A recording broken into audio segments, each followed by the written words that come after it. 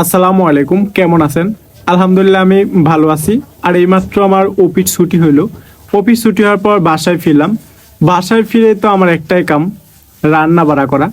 রান্না বাড়া, খাওয়া দাওয়া আর অফিস, এই দুইটা মিলে আমার আসলে জীবনকাল চলতেছে। তো আজকে রান্না করার জন্য নিয়েছি, কালকে যে ফুলকপি আনছিলাম সেই ফুলকপি অর্ধেক রান্না করা ছিল আর অর্ধেক ভাজবো আজকে। ফুলকপি আমার রান্না করতে খাওয়ার চেয়ে কিন্তু ভাজলেই বেশি ভালো লাগে। তেল দিয়ে ফুলকপি মরিচ টরিচ দিয়ে ভাজলে সেটা বেশি ভালো লাগে, তার কারণে আজকে আমি ফুলকপি ভাজবো। আর কিভাবে ফুলকপিগুলো ভাজি সেটা আপনাদের একটু দেখাই। তো আমার বেচারা রান্নাগুলো আয়রা নায়রা কিংবা এলোমেলো হয়, তো ওইগুলাই আসলে আমি রান্না করি। ওখানে ফুলকপি কাইটা নিয়েছি, তারপর আমি চুলাতে দিয়ে দিচ্ছি কড়াই, আর কড়াইয়ে দিয়ে দিলাম তেল, সয়াবিন তেল আর পেঁয়াজ কুচি। সয়াবিন তেল, পেঁয়াজ কুচি আর মরিচ, আর সাথে দিয়ে দিব সেই গরম মশলা। এখানে মূলত ছিল সব কিছু মশলা, হলুদ, মরিচ আর লবণ টবণ সব কিছু দিয়ে এটা ভালোভাবে কষিয়ে নিলাম। মশলা কষানো শেষ হলে এখানে দিয়ে দিব আমি সেই কেটে রাখা ফুলকপি।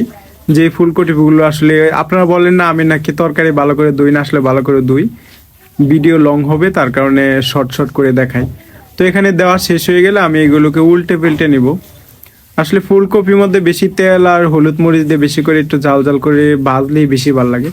আমি এখানে কয়েকটা আলু দিছি, যেন কালকে সারাদিন খেতে হবে, তো 2 বেলা 3 বেলা তো আমি এটা দিয়ে খাবো। তো এটা এখন ঢাকনা দিয়ে আমি তারপর 10 মিনিট পর আবার দিলাম। তো 10 মিনিট পর এটা আসলে মাখা মাখা হয়ে যাইতেছিল। তো মাখা মাখা হয়ে যাওয়ার পর এটাকে আর একটু উল্টে পাল্টে দিব। আর উল্টে পাল্টে দেওয়া শেষ হয়ে গেলে কিন্তু আমার অলমোস্ট বাজিটা হয়ে গেছে। তো বাজি হয়ে যাওয়ার শেষ পর্যায়ে দিয়ে দেবো শীতকালীন সবজির অন্যতম প্রধান উপাদান হচ্ছে ধনিয়া পাতা।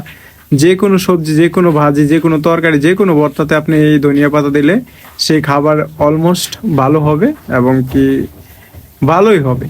তো এদিক দিয়ে আমার তরকারি কিন্তু রান্না বাড়া শেষ, মানে ভাজি, তরকারি, সালুন, জায়কন সব কিছুই শেষ। তো এটাকে এখন খাবার পালা। আমি নিয়ে যাব রুমে এবং ভাত বেড়ে নেব। এখানে ভাত বেড়ে নিয়েছি, ভাত বেড়ে নিয়ে এখন সে বাজি নেব।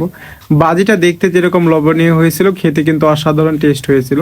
আপনারা হয়তো না খাইলে বুঝতে পারবেন না, আসলে শীতকালীন সবজির মধ্যে এই ফুলকপি ভাজি আমার ফেভারিট খাবার। তো এটা দিয়ে এখন ভাতগুলা মাখো মাখো করে মাখায় নিব।